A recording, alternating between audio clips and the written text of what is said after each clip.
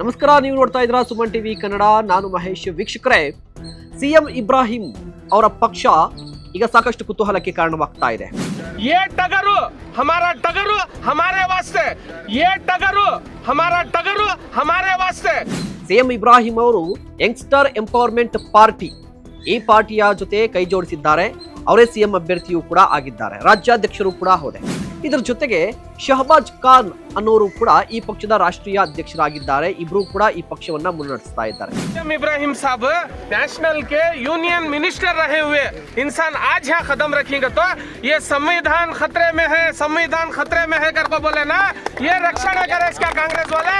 ಇದರ ನಡುವೆ ಒಂದು ಬೆಳವಣಿಗೆ ಆಗಿದೆ. ಆ ಬೆಳವಣಿಗೆ ಏನು ಅಂತ ಹೇಳಿದ್ರೆ, ಈ ಪಕ್ಷದ ವತಿಯಿಂದ ಗ್ರೇಟರ್ ಬೆಂಗಳೂರು ಅಥಾರಿಟಿಯ ಎಲ್ಲಾ ವಾರ್ಡ್ಗಳ ಅಂದ್ರೆ 369 ವಾರ್ಡ್ಗಳಿಗೆ ಸಂಬಂಧಪಟ್ಟಂತೆ ಬಿ ಫಾರಂ ಅನ್ನ ವಿತರಣೆ ಮಾಡಲಾಗ್ತಾ ಇದೆ. ಇದರ ಜೊತೆಗೆ local body election, taluk panchayat, ಗ್ರಾಮ ಪಂಚಾಯಿತಿ, ಜಿಲ್ಲಾ ಪಂಚಾಯಿತಿ, ಈ ಎಲ್ಲಾ ಪಂಚಾಯಿತಿ ಎಲೆಕ್ಷನ್ ಅಲ್ಲೂ ಕೂಡ ಈ ಪಾರ್ಟಿ ಈಗ ಸ್ಪರ್ಧೆ ಮಾಡುವುದಕ್ಕೆ ಎಲ್ಲಾ ರೀತಿಯ ತಯಾರಿಯನ್ನ ಮಾಡಿಕೊಂಡಿದೆ. ಸೊ ಆ ಬೆಳವಣಿಗೆ ಹಿನ್ನೆಲೆಯಲ್ಲಿ ರಾಜ್ಯ ರಾಜಕಾರಣದಲ್ಲಿ ಮತ್ತಷ್ಟು ಕುತೂಹಲ ಕಾರಣವಾಗ್ತಾ ಇದೆ. ಕಾರಣ ಏನು ಅಂತ ಹೇಳಿದ್ರೆ, ಈ ಪಾರ್ಟಿಯ ಸ್ಪರ್ಧೆಯಿಂದಾಗಿ ಯಾರ ಬುಡ ಅಲ್ಲಾಡುತ್ತೆ, ಸದ್ಯದ ಕುತೂಹಲ. ನಿಮ್ಗೇನ್ ಅನ್ಸುತ್ತೆ? ದಯವಿಟ್ಟು ಕಮೆಂಟ್ ಮಾಡಿ.